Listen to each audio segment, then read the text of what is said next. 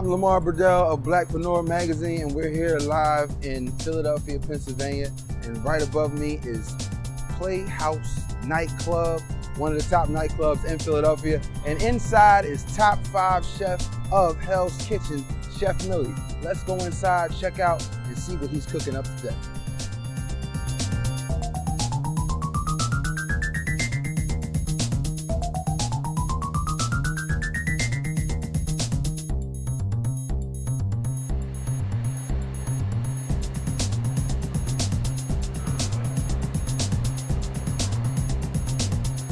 Inside the Playhouse, right in front of the kitchen, where Chef Millie, world-renowned, rolls down. Come on inside, let's check out what they got stored up. Always got time to talk about food. Always. That's a great thing. Food for you, food for me. Yeah, it's definitely food for you. It's always food for you. So we're in the kitchen with you. What you got cooking for us today? Right now, we always have pastas during the wintertime, nice heavy pastas. Today we're going to do a pasta. We're going to do a pasta for y'all the same way, but it's just going to be summertime. We're going to do a summertime shrimp pasta. Lighter, not as heavy with the cream and the butters and stuff like that and the cheeses. So we're just going to bring it down, give you a little something, give you a little burst, boom, get out there, but you still get your pasta fulfillment and everything going on. Sounds delicious. Y'all ready? You ready? I'm ready. Let's go. Saute. We're sauteing today. So the definition of saute is cook with a high heat at a rapid pace. That is the definition of saute. So if you're not cooking with a high heat very fast, you're not sauteing. So that's the definition of that. It kind of sounds like that. Yes. You have to be an action junkie. So we're gonna go right in with our prawns.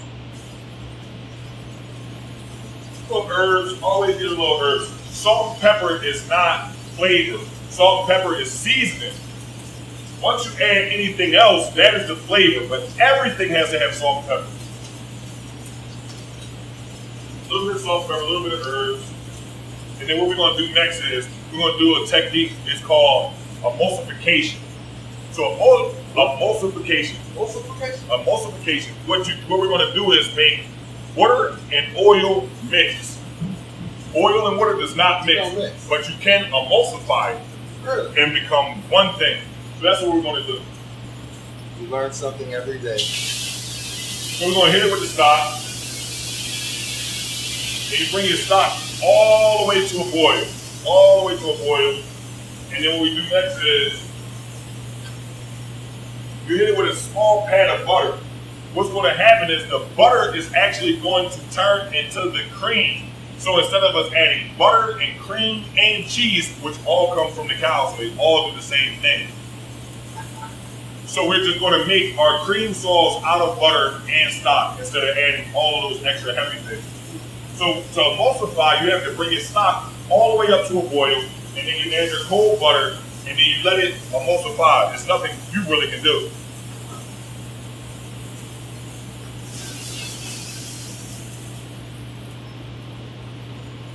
So what we're going to do, all the ingredients is, we're going to do shrimp, a little bit of garlic, we're going to have some spinach in there, of course the linguine, the pasta, and then we're going to finish it off with some nice strawberries at the end to cool everything down, to cool the palate down. I'm going to give it a squeeze of lemon so that way we can stay summertime, and we can cut the sweetness from the butter, we can cut the sweetness from the shrimp, and we cut the sweetness from the strawberry. So that way you have your summertime lemon, you have your summertime strawberry, but it all comes together. So this is what I want to show y'all now, when oil and water does not mix, but it can emulsify. One thing, you see no separation. There's no separation. It's not oil in the pan and butter in the pan. You see one thing, and that's called emulsification.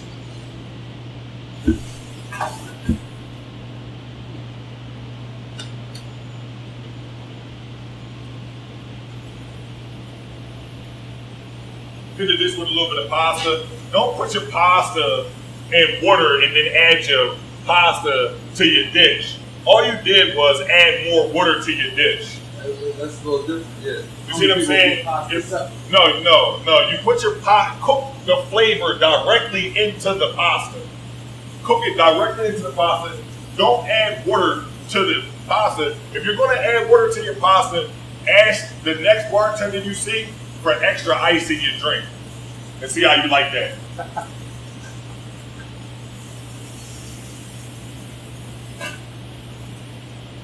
So how long does this dish normally take to make? This dish normally takes 4 minutes. 4 minutes. You'll walk in the kitchen. You'll get your supplies together. You'll get all the ingredients together. That should take you about 10 minutes. And then after the 10 minutes, after you have your pan hot and everything, it should literally take you 4 minutes. So we're at 14 minutes on the dish that you walked in the market and it may have took you 15 minutes to get the stuff. We're at a half an hour, 1/2 hour on shopping, prepping, and cooking a dish from scratch for you and your family and your kids, and you know exactly what's in it. It's food for you right now. Food for you. You always finish your pasta with the spinach. You never cook your spinach into the pasta.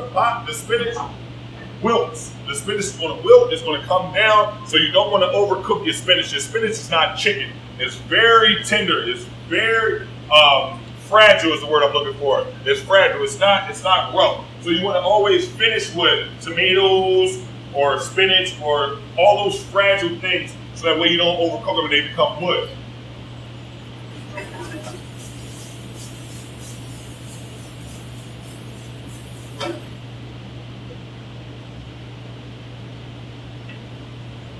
Somebody hand me a tasting spoon on that red box.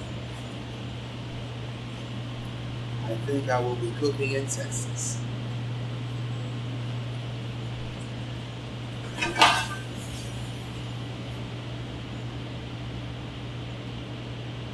Gotta taste your food. You have to taste your food. There's nobody that good. I've never seen a chef that was that good that they knew exactly how the food tastes without tasting it. I mean, it's just that simple. You have to taste every dish, because if you don't taste every dish, you don't know whether you're handing out sugar or, the other bad S word. So let's make sure we always handing out sugar. Taste your food. Make sure you know what you're giving the customer. If you don't know what you're giving the customer, you're just giving them any old thing. It's not fair. It's actually not fair. I got one right here. I'll go over here.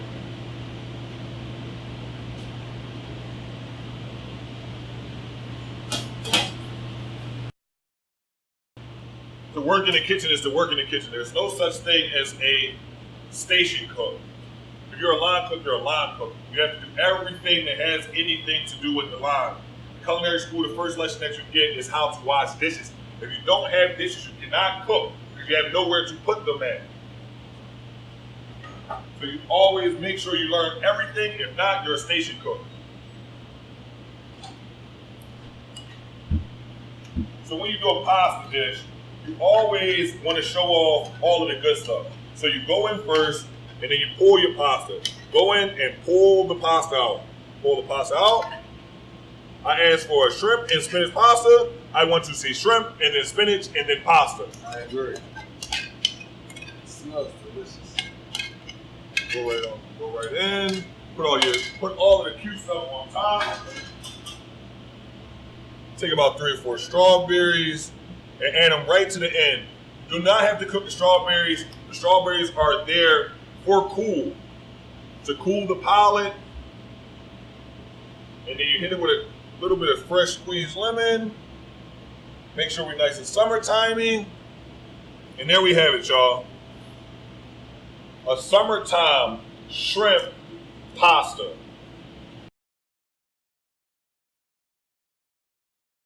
Well, Chef Millie. Yeah. Amazing. Thank you. Amazing dish. It needs to be on the menu. Thank you. I appreciate it. That's For the summertime.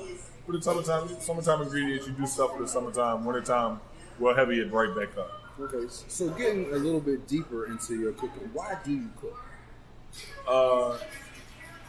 I cook food because I want people to know the standard that they should be appreciated.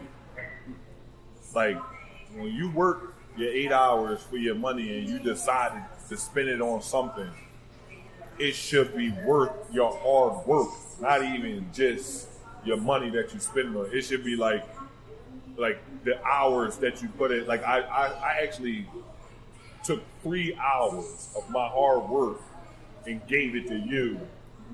You should get that 3 hours. Like it should really eliminate those 3 hours. Like it should happiness. It should take away from those. It should be equal. I'm very happy with this. Thank you. So I guess, what got you here? What got you to the playoffs? What got me to the playoffs is always never settling, always wanting to progress, always wanting more for human beings.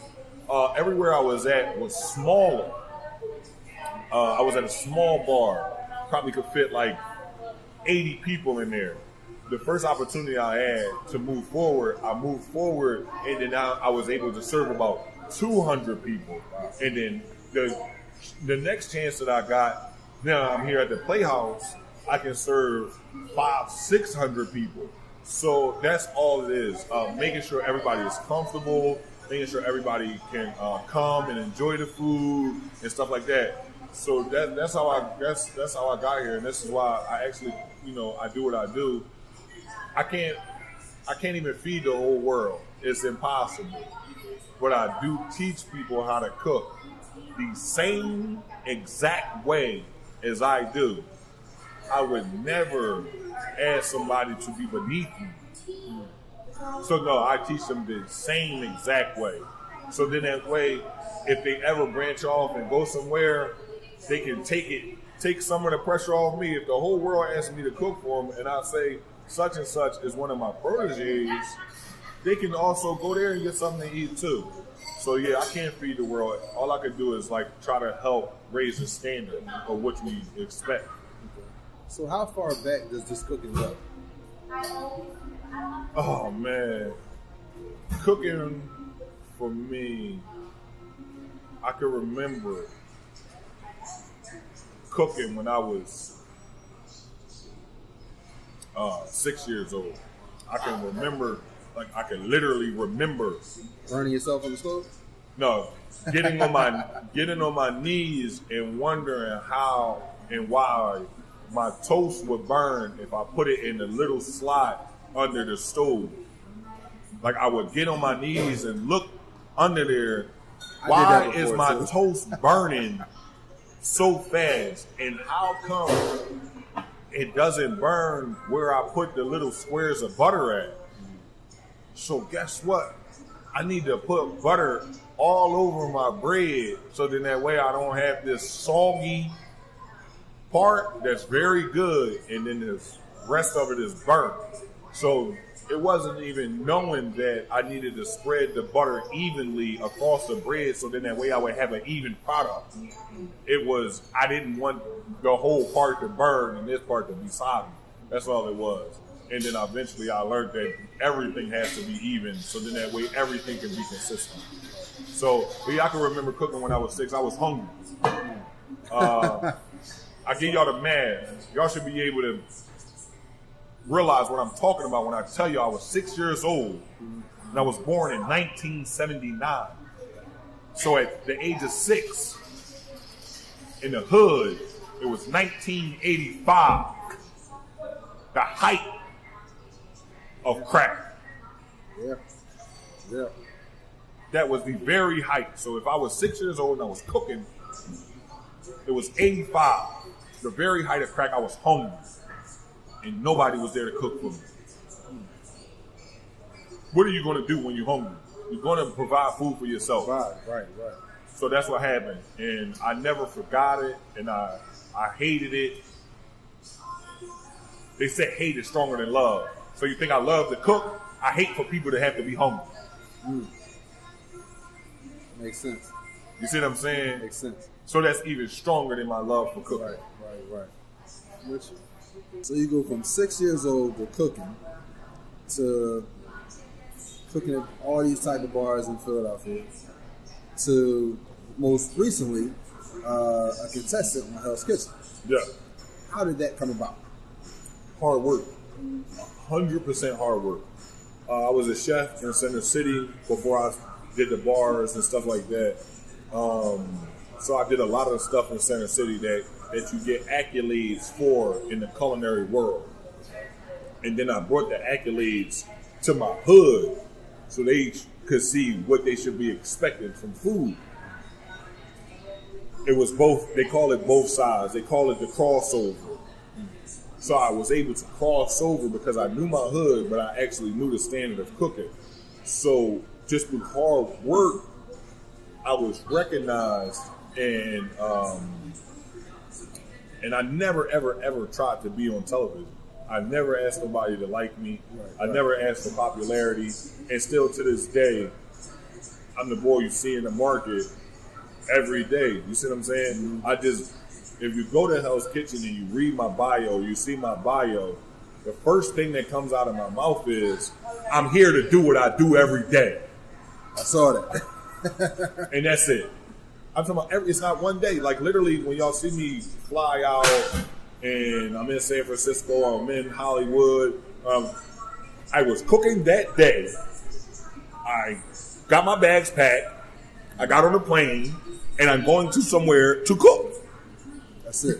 That's it. Every day. I did take off one day in between when I would do job. Like if I had a job, if I was a chef here, and then I would be going to be a chef somewhere else, I would just ask for the one day off in between. Of course, I would put my 2 weeks notice in like every human being, but I would just ask for one day off in between, so then that way I could forget and then start to pick up what I was about to do. So that's it. I would ask for one day off in between just to get myself mentally prepared. So I've seen on your social media, you hashtag food for you. Yeah. Where does that come from? Like, how did that come about? Food for you. When I was a line cook, I would always appreciate the people that would manipulate the menu. So you would look at the menu and it's supposed to come with this, and you would say, I would want that. Right. And then I would be the minority line cook because everybody else would say, that ain't how we make it, man. And I would say, well, quit then. Walk right out the door. If you ain't gonna make it, quit. Walk right out the door. Let me see you walk out the door and not make it. If not, let's just hurry up and get it done. So even as a kid, as a line cook, I would always tell people like, shut up. Like we gotta make it anyway. Right. So that's where the food for you came about, because I want people to have I want people to use my menu like a painter and a canvas and do whatever they would like. Paint your picture. Think about it. I'm talking about come in and say, Millie, this is how I feel, this is who I am, and this is what I want to eat. Not what you just ordered, give me the same thing. We could do that also. But what I really want people to feel is freedom. You want to feel freedom? You come in and you say, I want lobster tail over chicken with Alfredo sauce and spinach on the side. No, I don't want any pasta. I don't want any rice. I don't want any potatoes. This is what I feel like eating right now. And we're going to make that, because all we know how to do here is cook the lobster tail properly, cook the spinach properly. If you wanted to put it in pasta, we know how to cook the pasta properly, so we're going to put it in the pasta. So we learn how to cook all of the dishes, every entity individually properly. And then if you would like to put them together, that's what you want to do. We can't stop. That's what I like to do. Yes. I mean, I'm all over the place. Yeah, of course. So in being an entrepreneur chef in Philadelphia, how difficult is it to gain that success that others may have not had, but you had? Let's just say you're successful. We've seen you in Hell's Kitchen, so a lot of people may have the interpretation that you're bigger than what you may think you are. Yeah. Oh, no. I'll be the first one to tell you. Chef Millie is.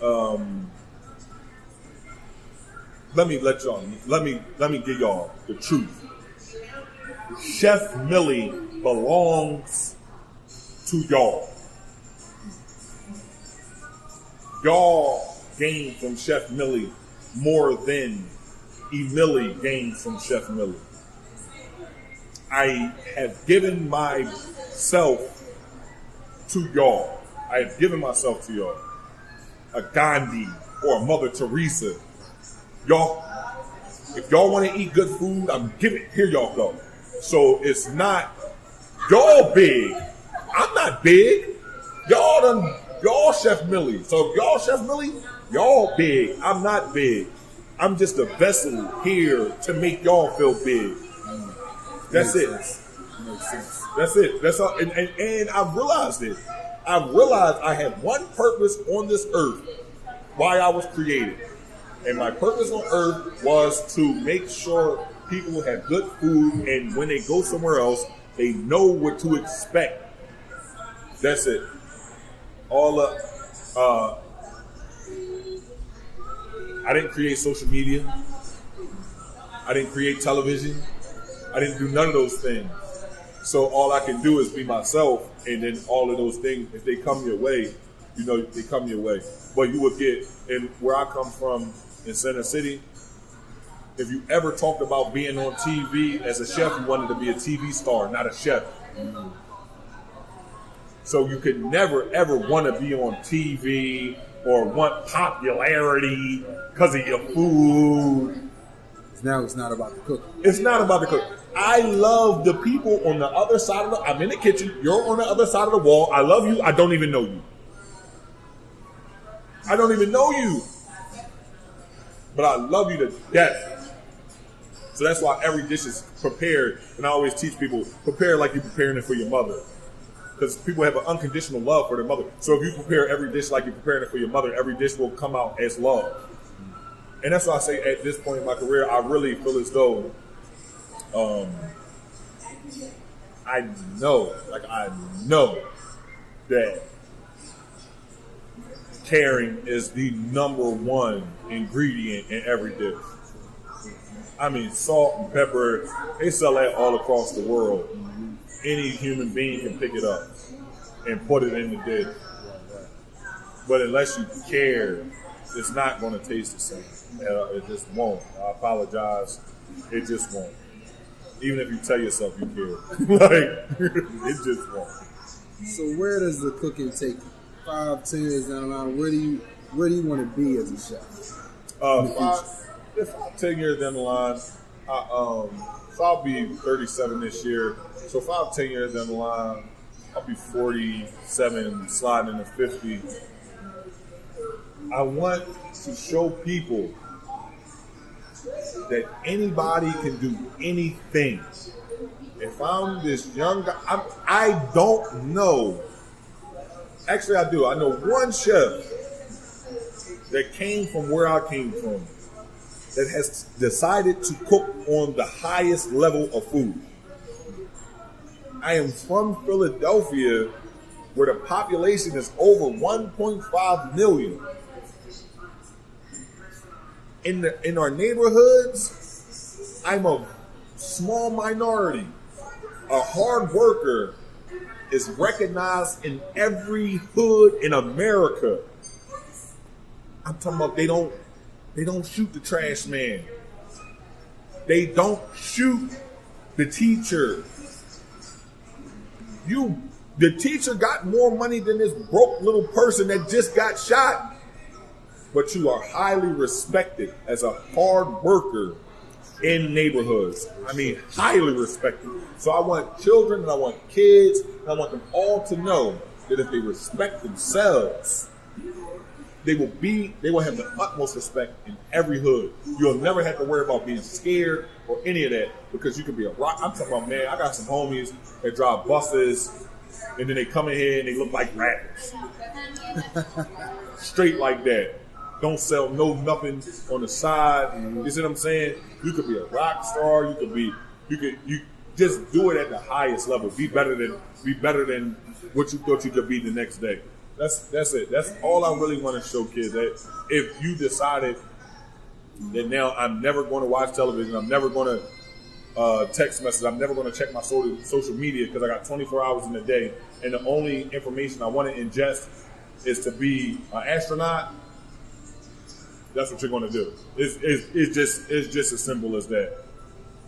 But if you're great at logging into Instagram and figuring out who's in a relationship with who because they left a hard eyes on this pic. So then you clicked on that name to go back to that picture and then figured out in the 150 likes that person liked 3 pictures 4 days in a row. That's what you're great at. You're great at being an investigator on social media because that's what you put your time and energy into. Well, with that being said, with the encouragement that you're giving, I always like to end the interview with a question based off encouragement. So, if you had students in a room, say 10 students, and they were all aspiring to be chefs, what encouraging words could you give them before they go off?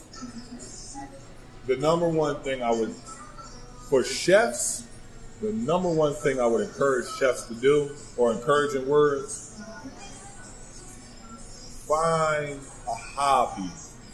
You can love cooking, but find a hobby and take care of your feet. If you take care of your feet, you can cook. You can fulfill your love for cooking. If your feet, you need your feet to stand there and fulfill your love. So that's the most important part to me. That's the most important part. I'm talking about literally the cook something wrong and taste it. Like cook something wrong and taste it. Like burn something and see what burnt tastes like. Or don't finish a piece of chicken and taste what raw tastes like. So then that way you can know what you're passing on. That way you can have an understanding that correct and taste better than wrong. You see what I'm saying? Like, I'm telling you, I would encourage them to always take care of your feet so you can do what you love. Because without that, I'm telling you. Well, Chef Millie from Blackpreneur Magazine, thank you for sitting down with us. I appreciate y'all coming through, man. Thank y'all. We'll see more of you, definitely. Thank you.